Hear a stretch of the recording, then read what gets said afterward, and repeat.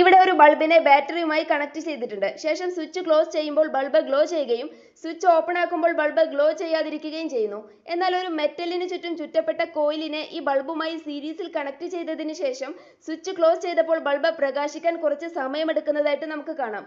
നമ്മൾ ഈ animation pose ചെയ്യുന്ന ഈ സമയത്ത് കറന്റ് അതിന്റെ മാക്സിമം വാല്യൂവിലേക്ക് എത്തിയിട്ടില്ലെങ്കിലും സർക്യൂട്ടിലൂടെ കുറച്ച് കറന്റ് ഫ്ലോ ചെയ്യുന്നുണ്ട്. ഈ കറന്റ് ഒരു ഇൻക്രീസിംഗ് കറന്റ് ആയതിനാൽ കോയിലുമായി ലിങ്ക് ചെയ്തിട്ടുള്ള മാഗ്നറ്റിക് ഫീൽഡ്സും ചേഞ്ച് ആവുന്നുണ്ട്. ഫാരഡേയുടെ ലോ അനുസരിച്ച് ഈ ചേഞ്ചിങ് മാഗ്നറ്റിക് ഫ്ലക്സ് കാരണം കോയിലിൽ ഒരു EMF ഇൻഡ്യൂസ് ചെയ്യപ്പെടുകയും ലെൻസസ് ലോ പ്രകാരം ആ ഇൻഡ്യൂസ്ഡ് EMF അതുണ്ടാവാനിടയായിട്ടുള്ള കോസിനെ ഒപ്പോസ് ചെയ്യുകയും ചെയ്യുന്നു.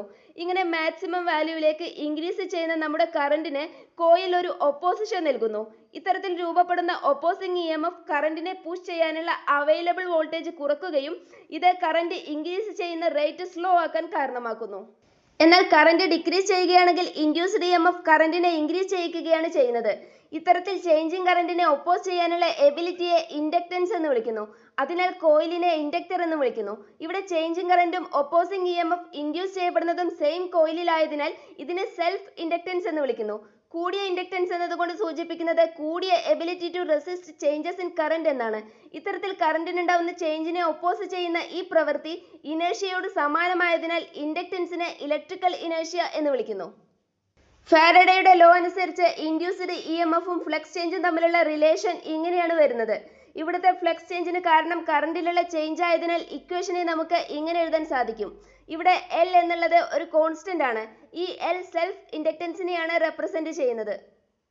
നമ്മൾ സ്വിച്ച് ക്ലോസ് ചെയ്യുമ്പോൾ കറന്റിനെ സീറോയിൽ നിന്ന് മാക്സിമത്തിലേക്ക് എത്തിക്കാനുള്ള ബാറ്ററിയുടെ ശ്രമത്തെ ഒരു ബാക്ക് EMF പ്രൊഡ്യൂസ് ചെയ്ത് ഇൻഡക്ടർ ഒപ്പോസ് ചെയ്യാൻ ശ്രമിക്കുന്നത് വഴി കറന്റിന്റെ വർധനവിന്റെ നിരക്ക് കുറയുന്നു. അതായത് di/dt കുറയുന്നു. ഇത് ഈ ഇക്വേഷൻ പ്രകാരം ഇൻഡ്യൂസ്ഡ് EMF കുറക്കാൻ കാരണമാവുകയും അത് കാരണത്താൽ കറന്റിന് സ്ലോലി അതിന്റെ മാക്സിമത്തിലേക്ക് എത്താൻ സാധിക്കുകയും ചെയ്യുന്നു. കറന്റ് മാക്സിമത്തിൽ എത്തിക്കഴിഞ്ഞാൽ di/dt സീറോ ആയതിനാൽ ഇൻഡ്യൂസ്ഡ് EMFഉം സീറോ ആയിരിക്കും. അങ്ങനെ ബൾബ് തുടർച്ചയായി പ്രകാശിക്കുന്നു. എന്നാൽ സ്വിച്ച് ഓപ്പൺ ചെയ്യുന്ന സമയത്ത് കറന്റ് മാക്സിമത്തിൽ നിന്ന് സീറോയിലേക്ക് പോവാൻ കാണിക്കുന്ന ടെൻഡൻസിയെ ഇൻഡക്ടർ ഒപ്പോസ് ചെയ്യുകയും അത് ഡെയിങ് കറന്റിനെ സപ്പോർട്ട് ചെയ്യുകയും എന്നാൽ സർക്യൂട്ട് ബ്രേക്ക് ചെയ്യപ്പെട്ടതിനാൽ ഈ ഹ്യൂജ് കറന്റിനെ ഫ്ലോ ചെയ്യാൻ സാധിക്കാതെ വരികയും ഇത് ഇവിടെ ചാർജ് അക്യുമുലേറ്റ് ചെയ്യാൻ കാരണമാവുകയും ചെയ്യുന്നു. അങ്ങനെ ഇവിടെ ഒരു സ്പാർക്ക് ഉണ്ടാവാൻ കാരണമാവുന്നു.